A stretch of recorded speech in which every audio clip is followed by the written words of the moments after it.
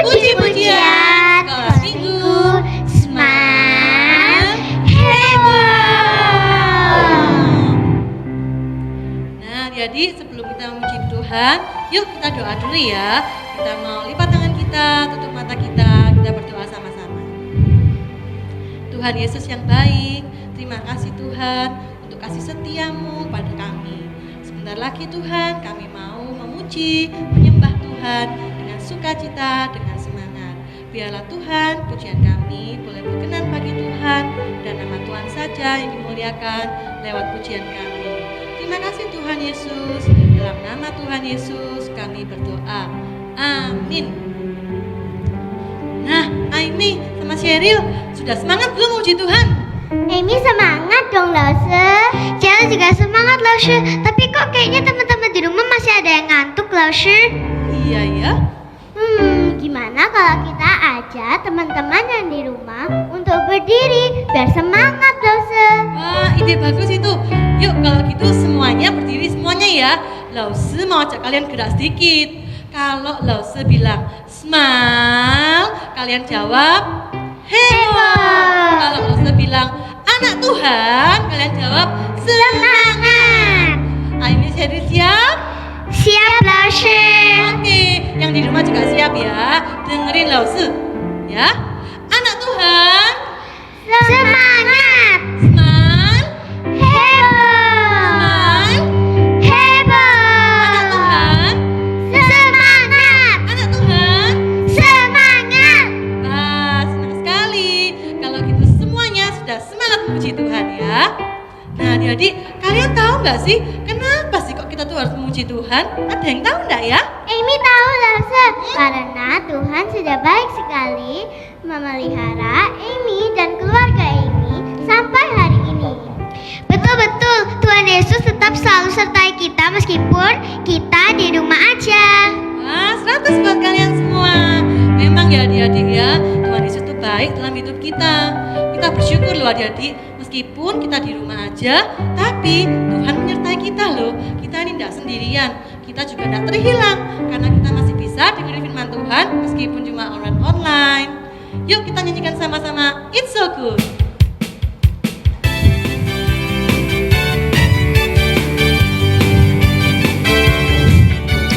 I will never be lost.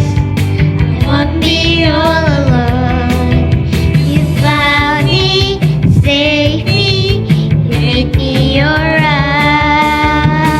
I will never be lost. I won't be all alone. You guide me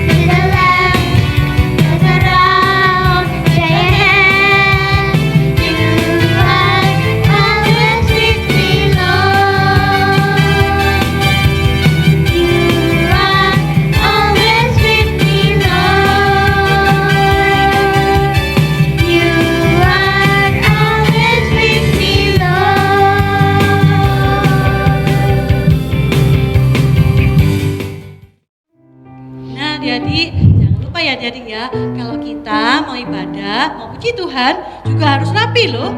Kita kalau ketemu teman-teman, ketemu orang lain, pasti juga pengen rapi ya. Apalagi ketemu Tuhan, harus tetap rapi ya. Iya Lause, tapi kadang kayak males mandi dulu sebelum ibadah. Kadang juga dengerin pujian enak sambil tidur-tiduran Lause, santai gitu. Iya ya. Nah, adik-adik tahu nggak kalian? Itu godaannya iblis. Biar apa? Biar kita tuh puji Tuhannya males-malesan. Biar kita dengar firman Tuhannya asal-asalan. Terus kita harus gimana dong Lause? Nah, kita tolak itu ya. Kita harus berbeda adik-adik. Kita harus mau tampil yang rapi karena kita mau ketemu Tuhan kita. Yuk adik-adik kita nyanyikan Berani Tampil Beda.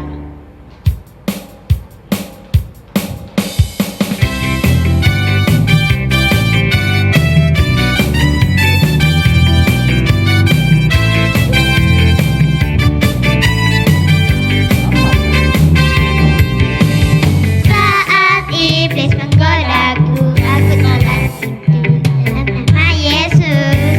Saat iblis merayuku, lalu berdoa dalam nama Yesus. Ku kuat karena kasih-Nya, firman-Nya teguhkanku. Berdiri bagai pemenang, aku berani tampil beda. Sekali lagi ya adik-adik ya. Saat iblis menggodaku, aku tolak itu dalam nama Yesus. Saat iblis merayuku, lalu ku berdoa dalam nama Yesus.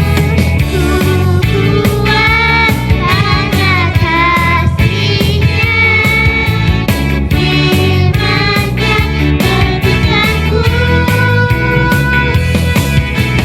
Ku berdiri bagai pemenang, aku berani tampil beda.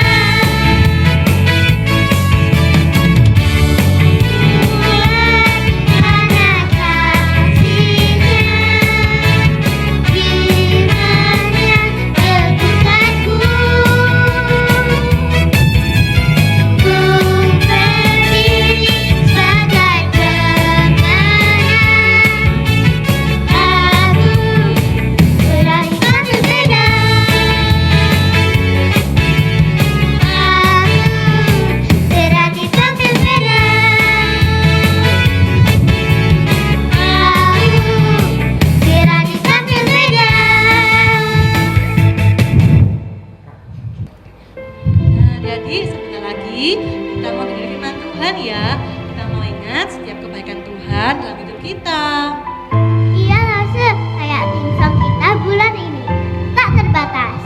Yuk sama-sama kita nyanyikan Semusim Berlalu.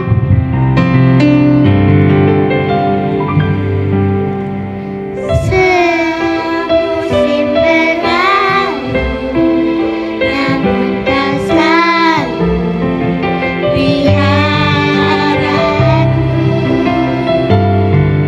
Kasih dan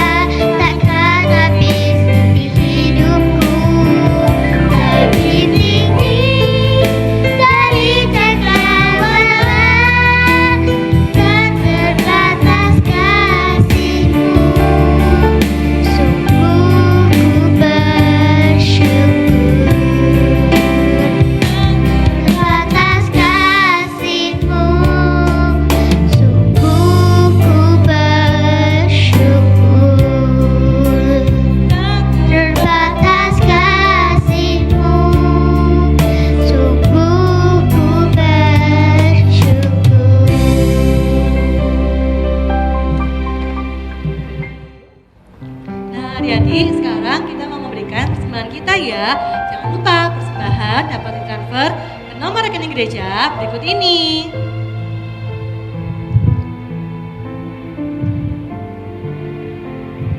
Teman-teman, sekarang kita mau dengerin firman Tuhan ya. Sampai jumpa minggu depan. Happy Sunday friends. Smile heaven. Bye-bye.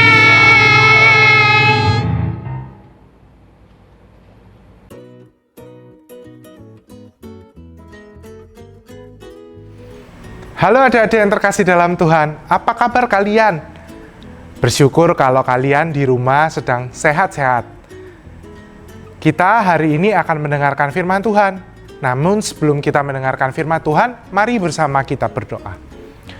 Tuhan Yesus, terima kasih ya Tuhan untuk kesempatan yang baik kami boleh mendengarkan firman Tuhan. Ya Tuhan, ajarkan kami untuk boleh berkonsentrasi ketika kami mendengarkan firman Tuhan. Menyiapkan pikiran kami, hati kami, sehingga kami boleh memahami firman Tuhan dengan baik, sehingga kami boleh lakukan dalam kehidupan kami sehari-hari. Terima kasih ya Tuhan, hanya di dalam nama Yesus Kristus yang adalah Juru Selamat kami yang hidup. Amin. Hari ini kita akan membuat kondok. Ikuti step yang ada di menu Oke. yang udah ditampilkan ya di sebelah nanti ya. Jadi sekarang Ya, tepung buahnya seadanya adalah lah. Siapkan 250 gram tepung ya. Kalau bisa yang biasa aja, yang biasa dibuat bikin apa. Terus 250 ml susu masukkan. Nah, blok masukin deh. Nah, terus masukin gula seikhlasnya, enggak. Gula sekitar 3 sendok teh ya. Nah. Blok dulu.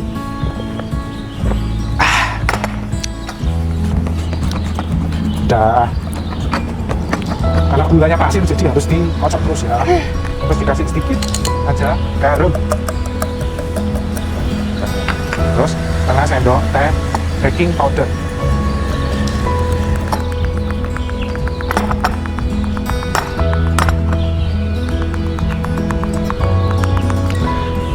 Oke.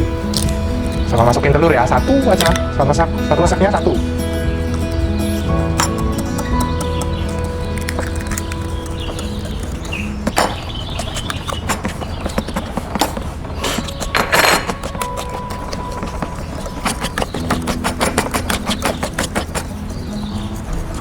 Sampai hasilnya kayak gini ya. Nah, udah.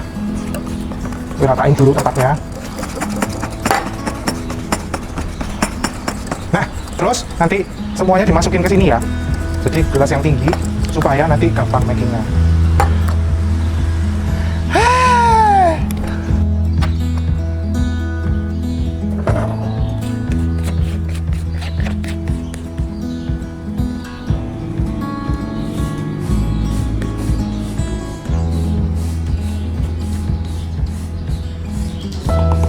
Nih, terus nanti ini ditaruh di kulkas dulu 10 menit ya. Sambil kita tunggu, kita siapin yang lainnya.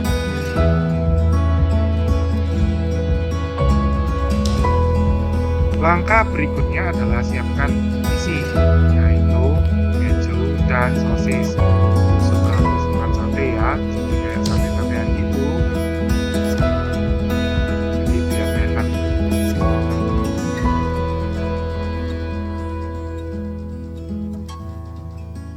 Nah, sekarang masukkan yang tadi isiannya itu ke dalam adonan, lalu masukkan ke tepung roti sehingga nanti bisa tercoating dengan baik. Celup, lapis-lapis, ya dengan baik. Apinya jangan terlalu besar, jadi kecil. Jangan terlalu besar, jangan terlalu kecil juga.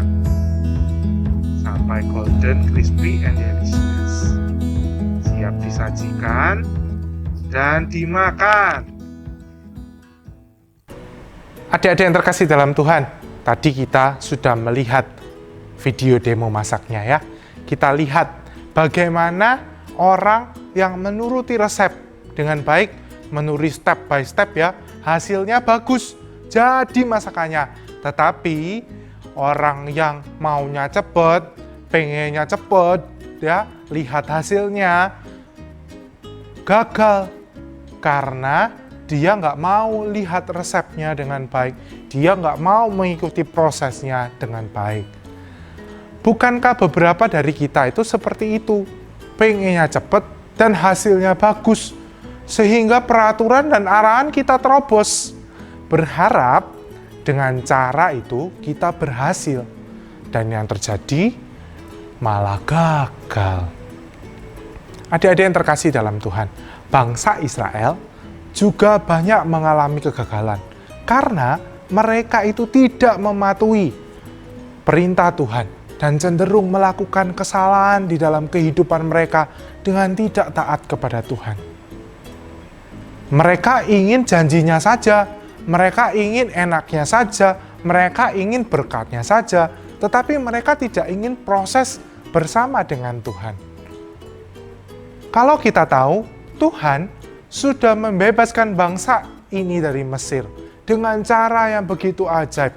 Bahkan sepanjang perjalanan menuju tanah Kanaan, Tuhan berapa kali memperlihatkan mukjizatnya kepada bangsa ini.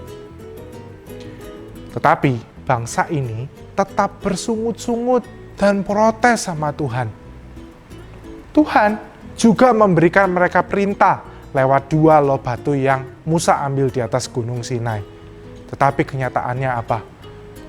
Mereka tidak mentaati itu dan mereka itu membangun berhala untuk disembah. Dan itu berarti mereka tidak mematuhi perintah Tuhan. Bahkan Allah itu memberikan janji kepada bangsa ini berkenaan dengan tanah Kanaan. Tetapi berapa kali mereka itu meragukan janji itu? Allah juga menetapkan tempat ibadah, yaitu kemah suci, supaya mereka bisa datang menyembah kepada Allah dengan leluasa, dengan baik. Allah melakukan banyak hal kepada bangsa ini, tetapi mereka susah sekali untuk turut perintah Tuhan, untuk taat kepada Tuhan. Sangat susah mereka untuk melakukan hal yang benar. Kegagalan demi kegagalan sudah dibuat oleh bangsa ini, sehingga Tuhan harus mendisiplinkan mereka. Disiplinkan dengan hukuman. Dan ketika hukuman ini terjadi kepada mereka, mereka protes lagi kepada Tuhan. Dan mereka ingat kesalahan mereka dan akhirnya mereka itu minta ampun sama Tuhan. Dan Tuhan mengampuni mereka. Ketika Tuhan mengampuni mereka, mereka hidup baik lagi. Mereka tidak taat lagi kepada Tuhan. Akhirnya Tuhan harus menjatuhi hukuman lagi. Umat Israel harus minta ampun lagi sama Tuhan. Tetapi kita lihat, ya, apa yang dilakukan Tuhan. Tuhan tetap sabar. Tuhan tetap setia kepada bangsa ini. Jadi yang terkasih dalam Tuhan, bukankah seringkali kita begitu?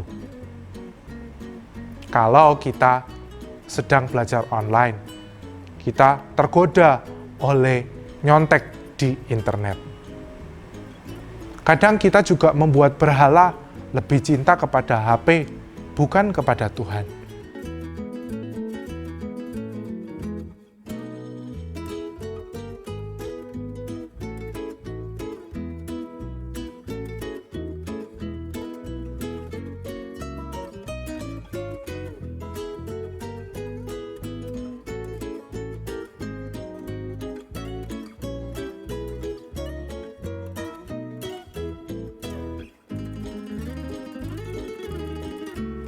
Dan kita juga berdoa secara tidak benar. Inginnya minta terus kepada Tuhan. Bukan bersyukur dan meninggikan nama Tuhan. Ada yang terkasih Tuhan. Sepanjang kita hidup ini, kita merasakan penyertaan Tuhan dan kebaikan Tuhan dalam kehidupan kita. Masakan kita susah sekali untuk turut ambil bagian di dalam ketaatan kepada Allah. Akhirnya ketika kita tidak taat, kita mengalami kesulitan, kesusahan. Di tengah kesulitan dan kesusahan kita baru ingat Allah. Dan kita baru minta ampun sama Tuhan. Tuhan ampuni aku sudah berdosa, aku sudah lalai. Tetapi Kalau sudah, kita biasanya melakukan lagi. Tetapi lihat respon Tuhan. Seperti respon Tuhan kepada bangsa Israel, begitu juga respon Tuhan terhadap kita. Tuhan tetap sabar, Tuhan tetap setia, Tuhan tetap mengampuni kita. Kenapa Allah harus mengampuni kita? Kenapa Tuhan harus memberikan perintahnya? Kenapa Tuhan memberikan janjinya? Dan kenapa Tuhan harus memberikan dirinya? Tujuannya adalah membuat kita kudus dan berkenan kepadanya, sehingga kita bisa beribadah kepadanya, yaitu Allah yang kudus. Bagaimana bisa kalau kita anak-anaknya ini berdosa? Bisa datang kepada Allah yang kudus. Maka itu Tuhan ingin kita menjadi kudus. Tuhan merelakan dirinya supaya kita menjadi kudus. Tuhan memberikan perintahnya supaya kita menjadi kudus. Maka yang sekarang harus kita lakukan adalah kita percaya kepada Yesus Kristus. Ketika kita percaya kepada Yesus Kristus, kita diberikan kuasa untuk bisa menjadi kudus. Maksudnya apa? Kan ketika kita percaya kepada Yesus, ada Roh Kudus yang ada di dalam hati kita, yang akan menolong kita, mengingatkan kita kalau kita sedang melakukan dosa. Maka kita bisa menjadi kudus, kan? Kita juga diberikan banyak cara untuk bisa menjadi taat kepada Tuhan. Lewat firman Tuhan, saat teduh, cerita lose-lose, khotbah tiap minggu, bahkan teman yang mengingatkan kita untuk kebaikan. Banyak perpanjangan tangan Tuhan. Ini berarti tidak ada alasan untuk kita untuk tidak taat kepada Tuhan. Kita benar-benar harus berjuang adik-adik untuk menghilangkan hidup lama kita. Hidup lama yang artinya dosa itu kita harus tinggalkan.